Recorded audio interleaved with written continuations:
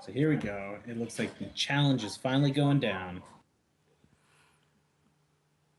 The gauntlet thrown down, the white glove used to slap somebody around. Playing for the big prizes here.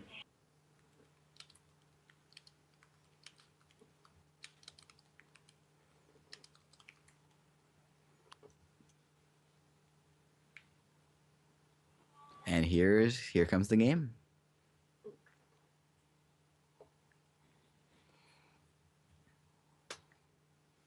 Now, if seeding is correct, that means Arcanis will take the play. Assuming he still chooses to go on the play, which he does. He would get to decide. And we see... That is a man. hand. That's the hand you want 6 turns from now. Once you have 4 or 5 shards already out. I'm already... Less he's shoving the rest. Here, take the best of us. Take the Guardian. Meanwhile, Arcanis does multi 5 as well. That's just slightly better. That's yeah, I guess you have to, right? Because you've got a turn 1 play. This is the Arborean cycles. Exactly, yeah. Like you have to go down to 6 too. Yep. I mean, the downside of playing these ramp decks is sometimes you have awkward hands, but yeah, this one seems acceptable anyway. And now that draw isn't actually super bad. It's Howling Brave and another Howling Brave. He is playing on a delay, but without a handguard, so we can comment on this.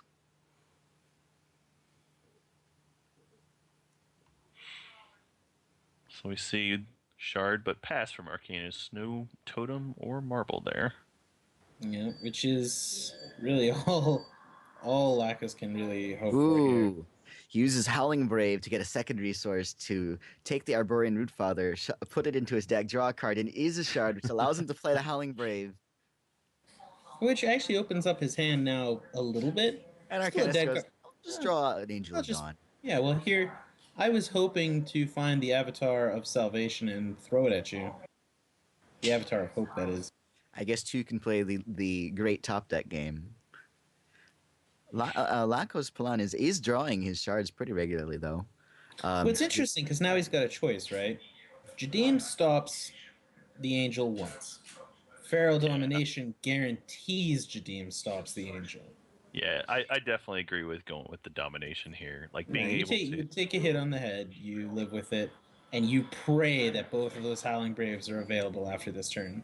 Right.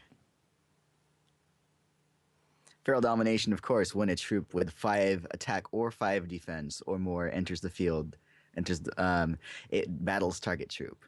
Jadim and Zakir, both 5/5s, they will eat Angel of Dawn and its hope for breakfast. And live to tell the tale. There's another Arborean, not the first one, because that would be far more power than one man could handle. Here comes the Jadim with its attack and defense. It will throw itself at the Angel. With one giant chomp. Yep. Has breakfast. Swallows up all of the hope of the day. And now that 1-shard hand has Lakos in a clearly good spot right up until that extinction wipes out 2 of his resource sources and his effective win con there. So looks like Lakos gonna throw his Arborean Rootfather back into the deck here, see what he can draw again. Now he's got 2 5-cost ones in there. That's worth it. That is interesting, as now he can tunnel with exact resources of that Scrap Tech Brawler. Yeah, everything coming up Lakos today. Now he still needs 2 Ruby Shards in order to play that Zakir from hand. As a pertinent player, he is checking the stream to see how the delay is going. I think I have to imagine he's doing that just to see if any cards in his hand were revealed at this point. But just an interesting thing to see. Digital-only kind of thing that would happen. So here's another weird spot. No real plays. He has that Chlorophilia, and I'm almost... I don't see any reason not to play that one but Scrap Tech Brawler, isn't going to come out for 2 more turns. And I mean, So that Eye of Creation will obviously be played on that turn. he's hoping that having the extra card gives him the extra odd he won't get hit by the Vampire King on that. That On is that actually very Zakir. true. Hitting Yeah, that Zakir, 33% chance, 1 in 3. Vampire King hits. instead Reveals of a one. random card. It is actually the Chlorophylla, so So that chlorophylla being a total bro. But I'll go out. I'll be back. And indeed, Chlorophylla did come back. Not as a vampire. But I still feel like at this point, I think you probably do go ahead and play it anyway, because you know you're going to have Scrub Tech Brawler this next turn, and you're probably not playing Zakir anytime soon anyway. yeah, I mean you've got a bank on the heavy Eye of Creation. I think I even play the Howling Brave here. Yeah, And it looks like You Locus would. isn't going to, but I would play the Brave as well. In fact, that actually helped your odds. Like, I guess he really wants to get the Zakir, but he's still 2 rubies away. And Howling Brave is an extra 1 card for Eye of Creation. Exactly.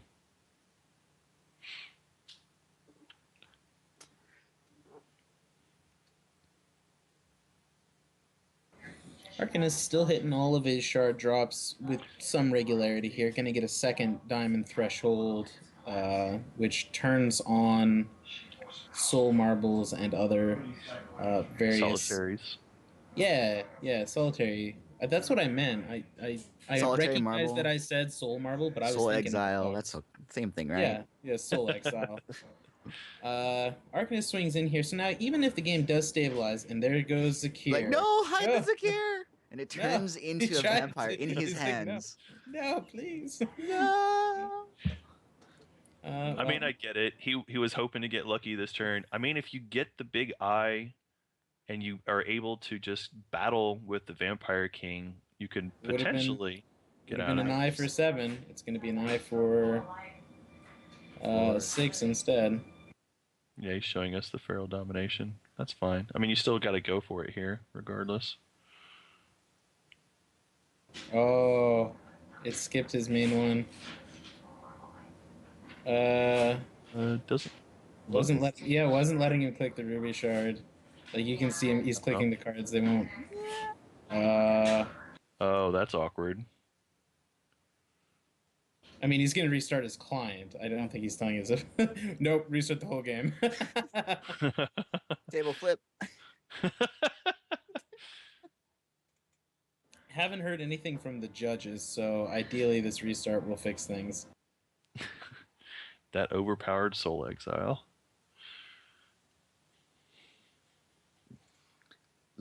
Takes the soul out of your shards and you can't play them. What do you do?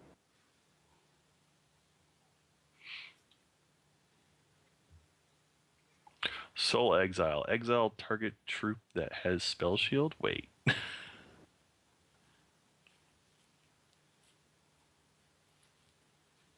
All right, now he Gets can play. back into the game and he can play his cards. I wonder if the main 1, main 2 difference really changes. I don't think it's going to make. It kind of does. If he hits 3 Whoa! things, He hits oh 4 my things. Yeah, and two of them are Two of them. going That to is beat great. other things to the ground. That is perfect. I think he has to kill the totem and the king though. Definitely. He actually probably needed 3. And he gets to buff his. I was like, and he's fighting his own Scrap Tech His Brawler. Battle Beetle does have the gem on it. When it enters play, will give its attack and defense to target troop. So he's missing attack here. So that matters. That It did matter quite a bit, all in all. Right. I have to say though, like probably should have tried restarting before passing priorities. I feel bad for that. That is a little awkward there.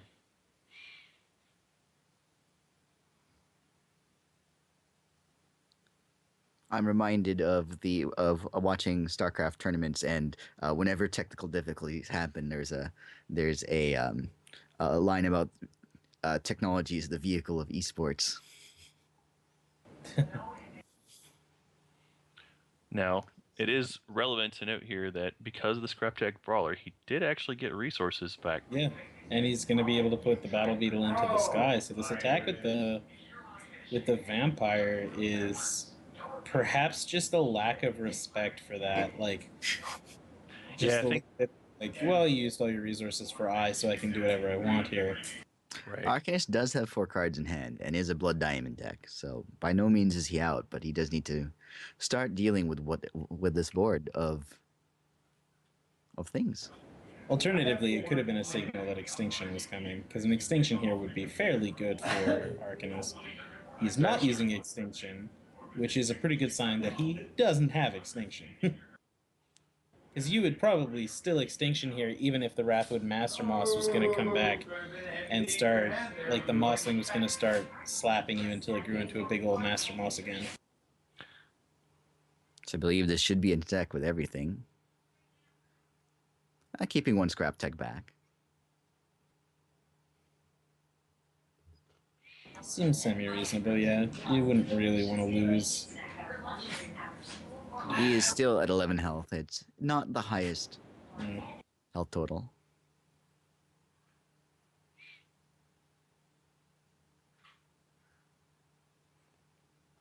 An Inquisitor is going to block one of the scrap techs and go back to hand. Arcanis at 26 health. Yeah. Still with 5 cards in hand. High extinction. There's an extinction. And, you know, maybe it was worth taking that little bit of damage to know that when the Mossling came back, it was going to have no attack. Right. Yep, effectively kills the Wrathwood there as well, too.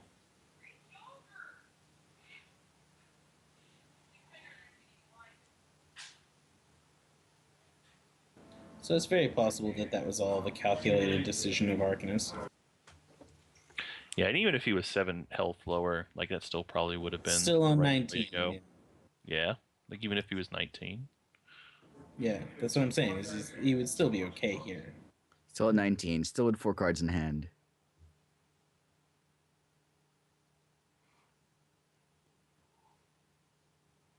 And now drawing more resources, not quite as useful.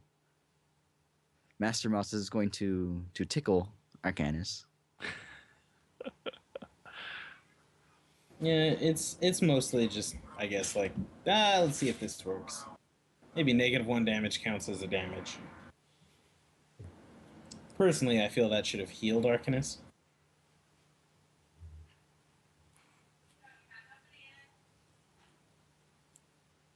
A Vampire King from Arcanis. Yeah. Well, that'll stop the Wrathwood Mossling from disrespecting Arcanis with its little wet slaps. The Vampire King, once again, going to pose a threat for Lakos.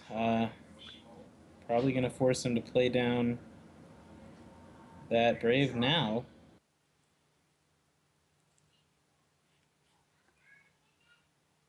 He's going to lay it all out. All the shards. Putting the Hope for an shard down eye. as well, I guess. Because, you know, your opponent's going to see the shard anyway, so... And if he draws another shard, But yeah, That's there's not very nothing in useful. his deck he can't play here. even Wrathwood Master Moss. Yeah. Another Eye of Creation is Lakos' best hope here. Did I say Master Moss? I meant Colossus, the big one. Well, yeah, the big guy.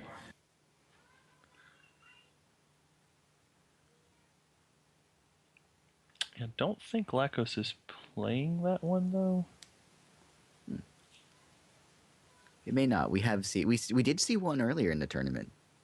Yeah, we definitely saw some earlier in the tournament. Now, Arcanis is going to replay the Zentos Inquisitor and is going to target Howling Brave, but I would have been slightly tempted to do it on the Mossling just to, you know, just to even further cement it. Arborian Rootfather. Yep. Arborian Rootfather, one of the ones put back into the deck much earlier on in this first game, comes down, is going to deal 8 damage to Arcanis' face, and is in addition going to battle with the Feral Domination ability, the Vampire King, which will get Arcanis some health back, but... But more importantly, that's a dead Vampire King. Now he's swinging here into a potential repel. Looks like that's not the case.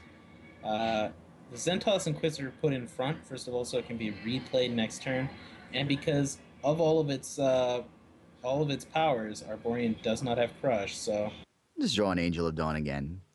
Isn't it great when that happens? yeah. Angel of Dawn probably, again, though, like Arcanis would probably take a straight-up extinction over that at this point. Is able to buy a little bit of respite here by using the Zentos Inquisitor on the Arborian Rootfather. It can only push 5 damage through.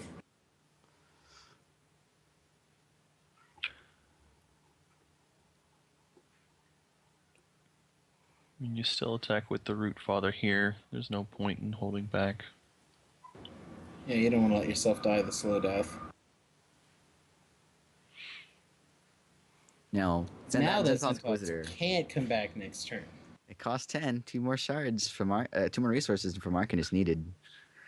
But at Angel, another 5 attack or defense troop needed to be able to battle it and kill it. That Feral Domination doing a lot of work here. Yeah, Feral Domination is so powerful. Yeah, it's a card that was on nobody's radars for a long time, and then a couple of tournaments back, one person put it in, Karate Vader put it in his eye deck, made it to the finals, and it's been a mainstay ever since. It's just so many troops that it works well with here. Yeah, here's the fresh Zentoths. That will slow down the Arborian Rootfather even farther. Venom and Unicorns working together. What is this? And Angels.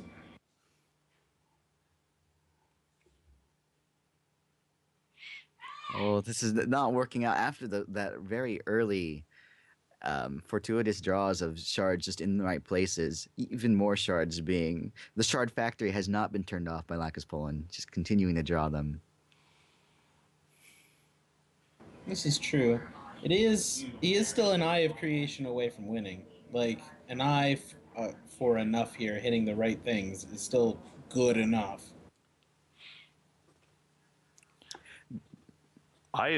Just Eye of Creation for, I want to say, well, the problem now is Hope Heart Unicorn, right? Like, Hope Heart Unicorn ends up shutting off most of the removal anyway.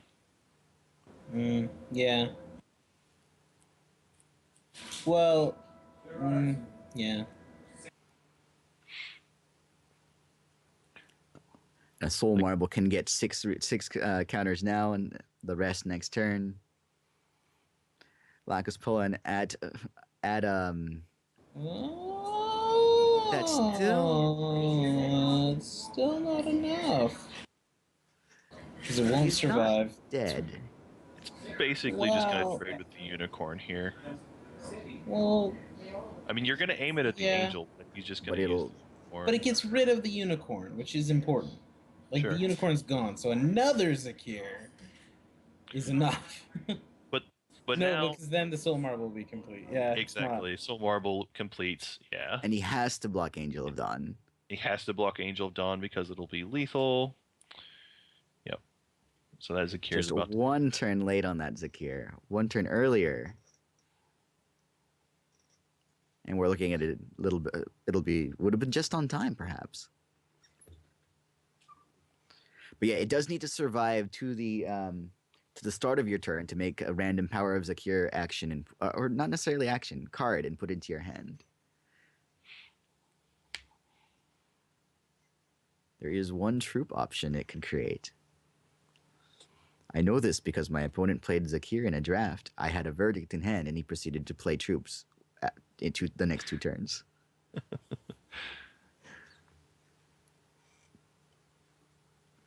10 counters on Soul Marble, turning that into Soul Armaments, most likely. Indeed.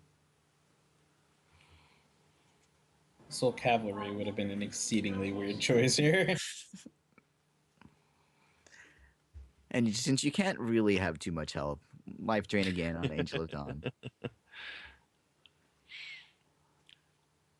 Sato Lucian won his match 2-0. That is, of course, a game up for the We Play Games team. So that means LakosPolan has a little bit less pressure. He can rely on a teammate even if he were to lose this match. But this is still game one.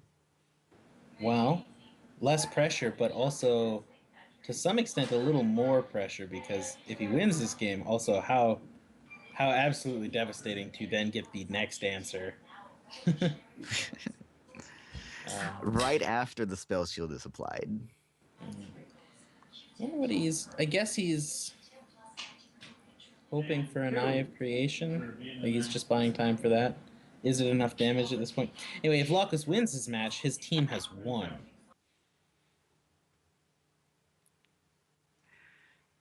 Oh my. But that's a third Zentos Inquisitor. The 10 cost one is still in hand. A Monsoon just because. And -5 attack to Zakir, because the minus attack is based on the Zentos Inquisitor's attack. So now Jadim has no attack. Not that it would kill this Angel of Dawn anyway. But just found it interesting that there's a big 0 there. So Arcanis' hand is known. We know that is a 10 cost Zentos Inquisitor. Off the top of the deck is another shard. That gets him 4 more health and puts him back in. Can't have too much health. However, that doesn't mean he's not strictly dead yet. Yep, 1 more turn. And despite not having only a quarter of his original attack, Arborean Rootfather will stop 7 damage from Monsoon.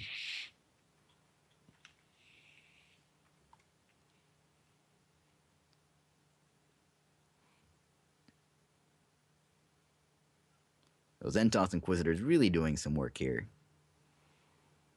Showing why that major gem of brutality is amazing. 45 health for Arcanis. Gotta turn off that Shard Factory. It's just coming in spades after keeping that early hand. That was a 1 shard hand. Yeah. With a 1 shard hand with a top decked second Howling Brave. Only 363 mail messages for LakosPolan. A little bit behind our earlier metronome.